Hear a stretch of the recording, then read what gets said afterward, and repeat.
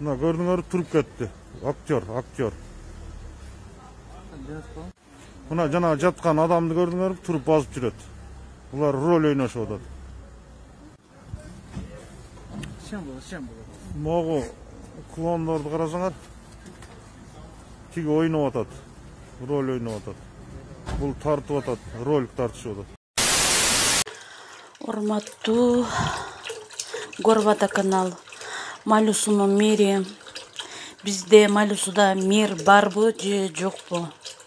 Ушундай суу ичкенибизге бүгүн 10 күн болуп атат. Жамгыр жады, же жамгырдан болуп атат дечи элек мурда.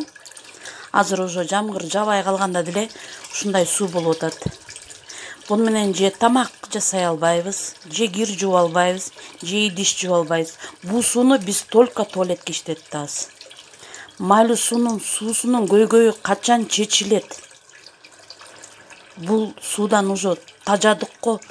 Ар 2 айда сместительди алмаштыра берип уже тажап бүттүк го. Карантинде отурганыбыз аз келгенсип ушундай ылайка суу ичебиз. Гигиена мына Малюсунун. Эшикте жамгыр жаап атат десе, жаган жок. Уже 10 күндөн бери жамгыр жаабайт. Погода аябай жакшы. Бүгүн 2020 жыл 28 число. Мына аябай куруук жерлер. Ваннамды күнүгө жууй берип тажадым акыры. Ушундай суу чыгып атса, ушундай суу чыгып атса, жадайсың да күнүгө жууп. Суунун акчасын көтөрдүңөр. Уже почти 1 жыл болуп атат. Кана суу таза акканы, фильтр коебуз дегенсиңер. Айка отдельно суу алганы бачок коебуз дегенсиңер. Буну ким чечет? Биз же уранды жыттаганыбыз аз келгенсип, биз ылайка суу ичип, ушинтип жашап жүрө беребизби? Майлуу суу.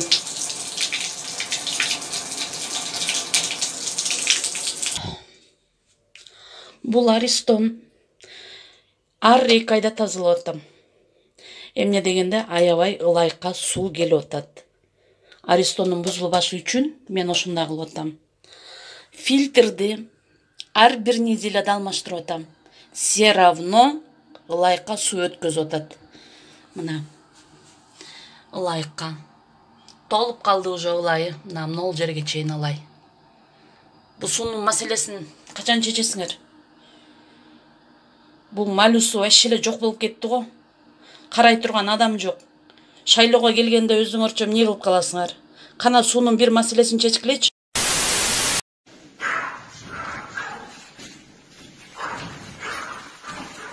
Сюда заходить не надо, там стойте. Вы прямые носители все. Я не носитель. Вы носители все прямые. Вы со всеми сейчас общаетесь. Вы в самой зоне риска находитесь. Меня не волнуют ваши костюмы, тоже заражены. Вон туда встала? Мои костюмы. Встала вон туда, и оттуда будем разговаривать. Я здоровый человек, у меня никакого контакта ни с кем не было, и вы свои вирусы здесь будете распространять. Я слушаю. Там на стороне. Вот эти документы оставь себе. Понятно? Хоть в полиции, можете там непонятно куда. Я в прокуратуру позвонила, я все свои права знаю. Понятно? Пока не будет документа, теста моей мамы, подтвержденный на коронавирус, понятно? Пока вы мне его не покажете, я подписывать ничего не буду. Пошли вон. До свидания, блядь. Саламатсыздарбы, урматтуу кыргыз элим. Бүгүн мага элдик штабтан ушундай продукты жардамга келди. Бул продуктуну берердин алдында мага бир жигит менен бир кыз келишип, телефон чалышып, паспортум менен чыгып күтүп турушумду суранышты. Мен паспортум менен чыгып күтүп турдум. Персональный номер менен кол коюп бердим. Анан үйгө алып кирип пакетти ачканыбызда ушундай көрүнүшкө күбө болдук. Кызылча колго кармал кыз болуп абдан чирип кеткен, 2 килограмм пияз дагы чирик. Жөөгө мүмкүн эмес. Ана мен бул номерге кайра чалып сурадым. Бул качан упаковка болунган бул пакеттер? Кайсыл жердеги элдик штабтан таратып атасыңар дегенимде, Дворец спорта дагы элдик штабтан таратып атабыз. Бул продуктунун ичиндегилерге мен жооп бере албайм. Мен болгону жеткизип берип атам. Бул продукттун дуңгандар мüşөктөп алып келип берип атат. Ошону салып бизге берип атат. Биз элге таратып атабыз деген маалымат алдым дагы. Ал бала мен ичиндеги жооп бере албайм. Мен бул ичиндеги нерсени көрүп абдан уялып турамын. Мен бул жеткизүү ишинен дагы баш тартамын.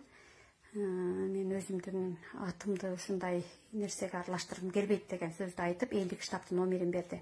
Мен элдик штабка чалганымдын себеби эмне үчүн элге муктаж болуп, азыр карантинде көйгөйү күч болуп турган элге өлгөндүн үстүнөн көмгөн кылып, мындай чирип кеткен кызылчаларды салып, эптеп эле берди 6 килограмм толду аты кылгандарына абдан наразы болуп, буну кандай качан упаковка болунган дегенде эле эмне болуптур? Жакпаса ыргытып ийбейсиңби? Кызылча чиригенин көрдүң беле деген жоопторду алдым. Ана мен болгону силер эмнеге кыргыз эли мындай уят карасыңар? Сатыкка жарабай калган продукттун дуңгандар алып келип берсе, силер кыргыз элинен таратып берип жатасыңарбы деген ушундай суроолорду айтканымда, мен өз чөнтөгүмдөн берип атам. Анда эмне сурайсың? Сурадыңбы, бергенди ал да унчукпай отур деген жоопту айтышты. Мен буга макул эмесмин. Оң колуң бергенде сол колуң билбесин дейт мусулманчылыкта. Анан бергенге рахмат айтышыбыз керек. Албетте рахмат, бирок минтип эптеп берди аты кылып, же бул жерде дагы бул кишинин айтуусу боюнча өз чөнтөгүмдөн чыктым деп жеткизген балдардын айтуусу боюнча дуңгандар мüşөк менен алып келип берип атат деген. Мен бул жерге кандай бир туура эмес көрүнүштөр болуп жатканын ойлонуп турам. Бизде баягы атың чыкпаса жер өртү болуп, элге жардам кылып атам деп төш кагып, анан момундай көрүнүштөрдү кылып аткандыгын билбей жаткандарыбыз да бар чыгарбыз. Берсең мусулманчылыкта бирөөдөн өзүңдөн артып жаман жуманын нааразы боло турганын эмес, адамды сүйүндө турганын бер деп да айта кетет өзү биздин мусулман элибизде. Анан бул көрүнүшкө кандай дейсиздер? Кызылчанын запахына үй ичинде чыдап тура албыз. Андан берип, мындай бергенинен дагы өзүнүн беттен алып атырылып, эмне сурайсың анда, жакпаса ыргытып ий, андай болуш мүмкүн эмес, жалган айтпа, кызылчанын чиригенин көрдүң беле дегенинде. Ушул сөздөргө сиздер да күбө болуп коюңуздар деп гана тартып чыгарып жатам муну. Бирөөгө жардам берсең, милдет кылбай бер дейт. Бул улуу орозодо Рамазан айында акыйнек айтышымын деле кереги жок эле. Бирок мени калп айтып атасың. Жалган сүйлөбө, кызылча чиригенин көрдүң беле дегендиги үчүн мен дагы мындай көрүнүштү сиздерге бөлүшө кетейин.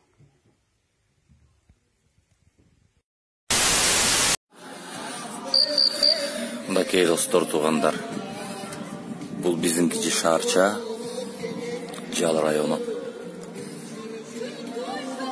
Эртеден бери Элмирек байке нырлары алып атат. Дагы да көпчүлүктүн суроосу боюнча бул болум.